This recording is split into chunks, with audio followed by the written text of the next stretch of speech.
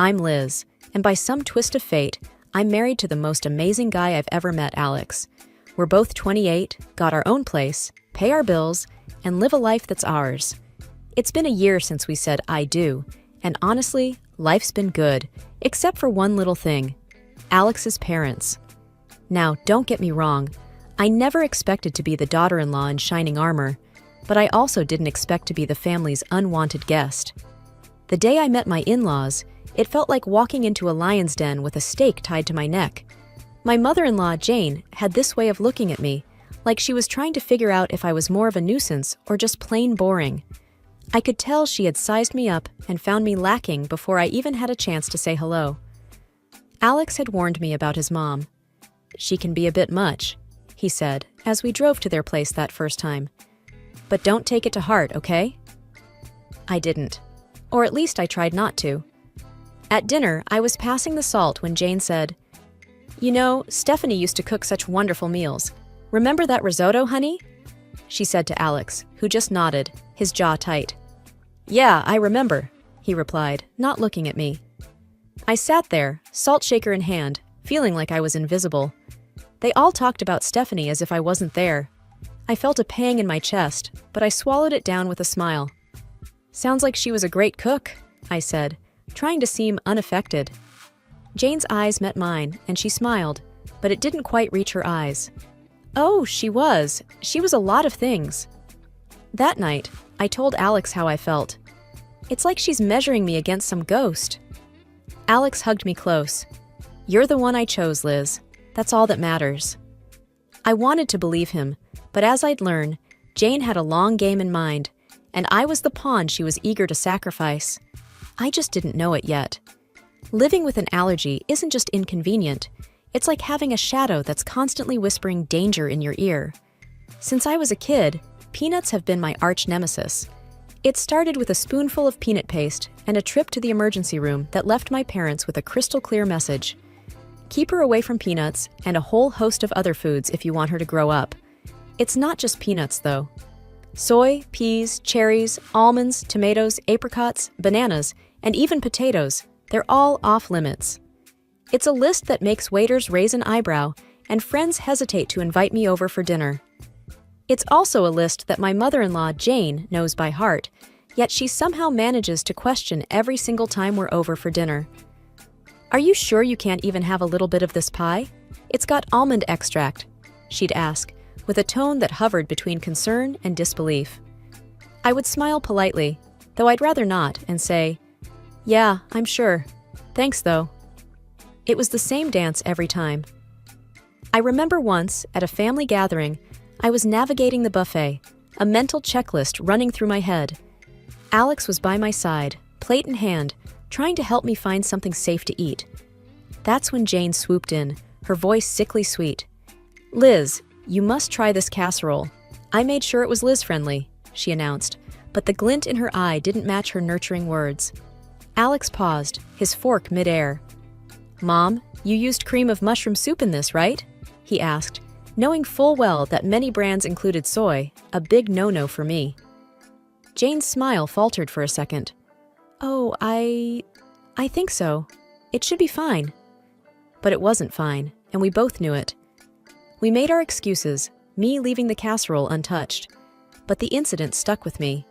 It was a small victory in what felt like an ongoing battle, a battle where Jane held all the cards because she controlled the kitchen.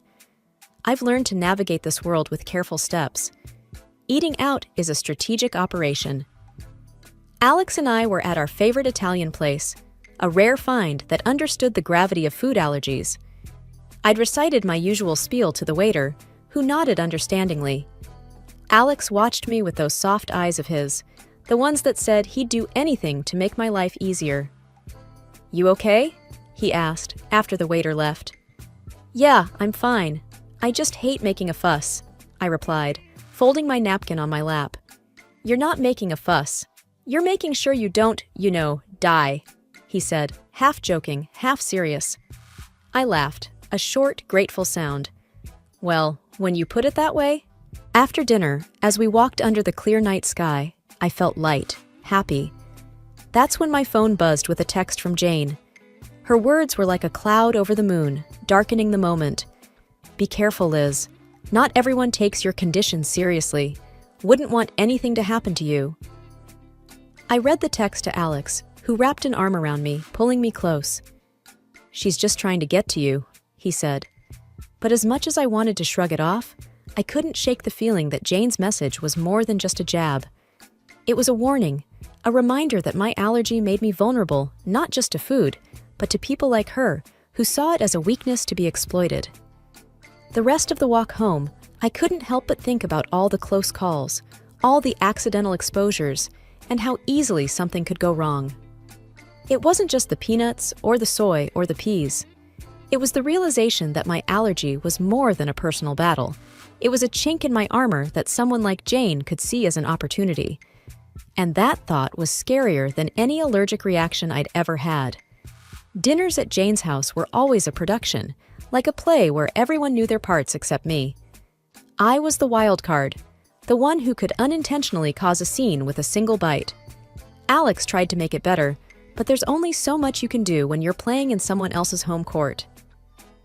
One particular evening, the tension was as thick as the gravy on the table. Jane was bustling around, placing dish after dish on the table.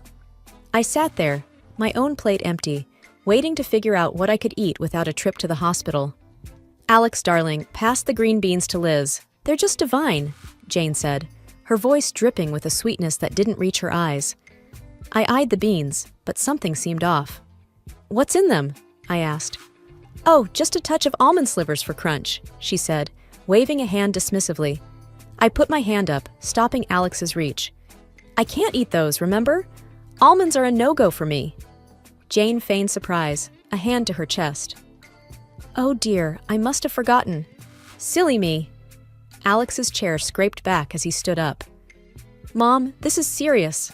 Liz could end up in the hospital. His voice was firm, edged with a frustration that made Jane's eyes narrow just a little. I just wanted to make something nice, she said. It's not my fault Liz has all these allergies. The room fell into an uncomfortable silence. The other relatives glanced around, forks paused midair, not sure where to look. I felt a flush creeping up my neck, embarrassed by the spotlight. Alex's dad, Mark, tried to break the tension. Let's just enjoy the meal, shall we? There's plenty Liz can eat. But the damage was done. The rest of the dinner passed in strained politeness, with Jane asking pointed questions about my allergies, as if she were taking notes for next time. Later, when Alex and I were alone, he apologized. I'm sorry, Liz. I should have double-checked everything before we came. I shook my head, tired of feeling like a problem to be managed. It's not your fault, but I'm starting to think your mom does these things on purpose. He didn't answer, and he didn't need to. We both knew the truth. Jane was serving up a side of malice with every meal, and I was the main course. I could always tell when Jane had been working on Alex. He'd get this distant look in his eyes, like he was seeing me, but also seeing through me, weighing her words against his own judgment. This particular evening, it was like a cloud had settled over him, and I knew it before he even said a word. Mom thinks we should consider... Well, she thinks we might not be thinking about the future enough, Alex muttered, not meeting my eye as he fumbled with the TV remote. The future? I asked, a sinking feeling in my gut. Yeah, kids and your health issues, he continued, the word issues hanging awkwardly in the air between us. I felt a tightness in my chest. She talked to you about my allergies again, didn't she? He sighed, setting the remote down. She's just worried, Liz. She thinks it's a lot for us to handle, especially if we want a family. I bristled. We've talked about this. I've managed so far, haven't I? And there are plenty of people with allergies who have kids. Alex ran a hand through his hair, a sure sign he was stressed. I know. It's just... She has this way of making me doubt things.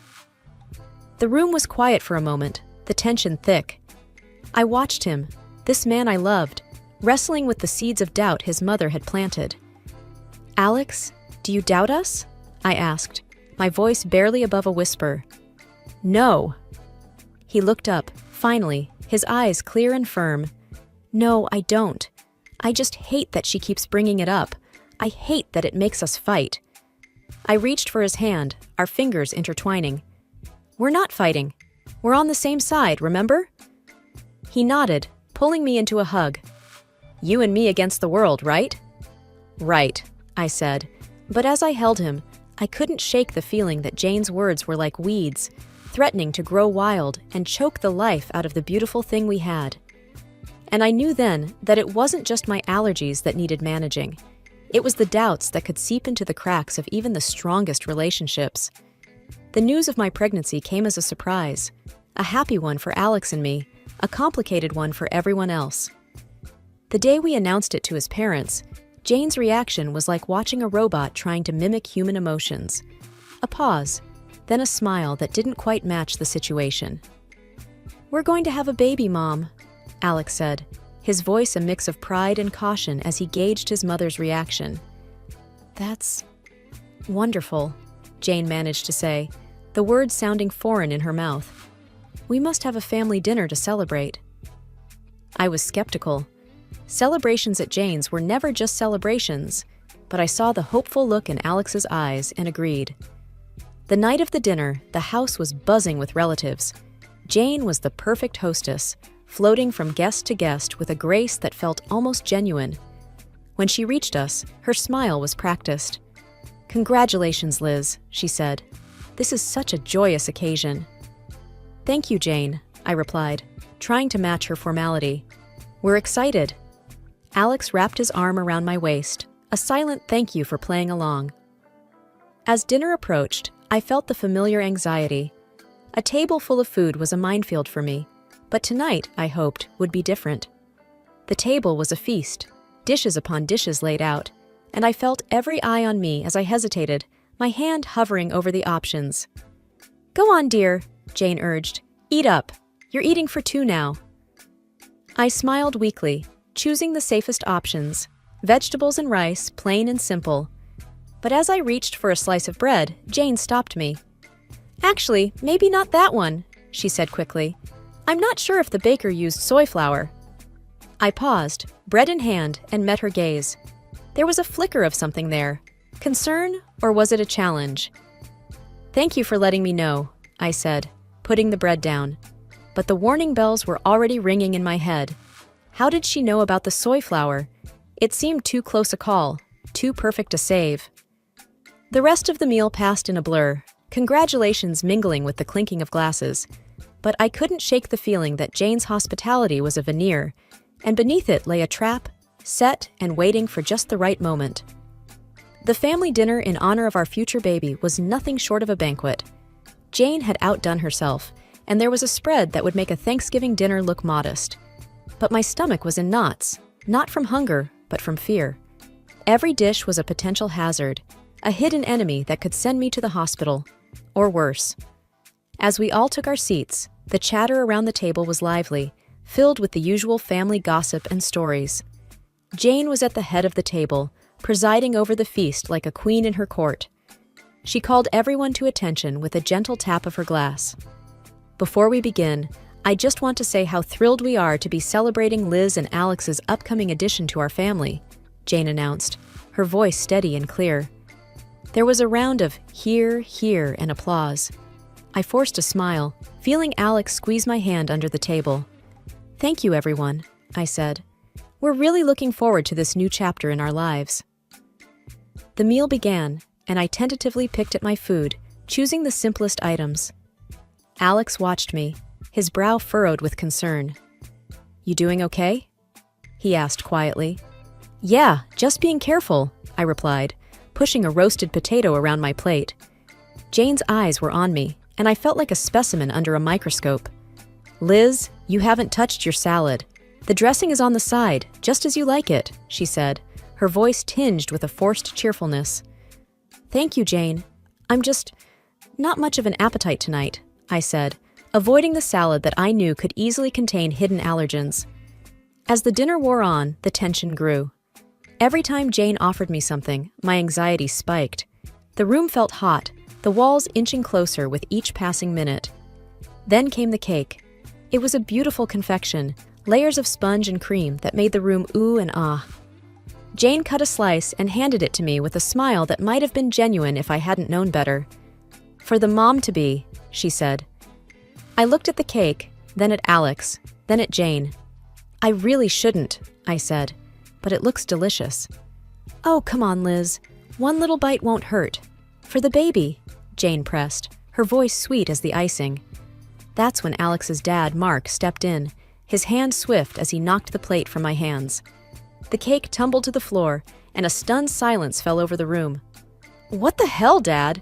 Alex exclaimed, his voice a mix of anger and confusion. Mark stood, his face pale but his voice firm. "I saw the label in the trash. That cake has peanut oil in it." The room erupted in chaos. Jane's face was the picture of shock, but her eyes gave her away. There was a flash of something there. Fear, maybe? Guilt? Alex stood, his chair clattering behind him. "Mom, did you know about this?" he demanded. Jane's mouth opened and closed, but no words came out. And in that moment, the truth was as clear as the danger that had been on my plate. The room was dead silent after Mark's revelation, the dropped cake like a crime scene on the hardwood floor. Everyone's eyes were locked on Jane, who seemed to shrink under the collective gaze.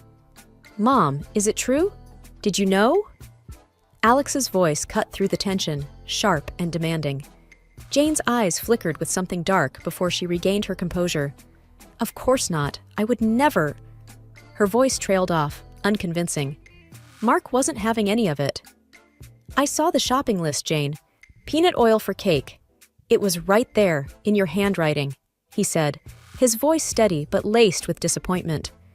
The murmurs around the table grew louder, a mix of disbelief and anger bubbling up from the family. Alex was shaking his head, his hands balled into fists. "How could you, Mom? Liz could have died."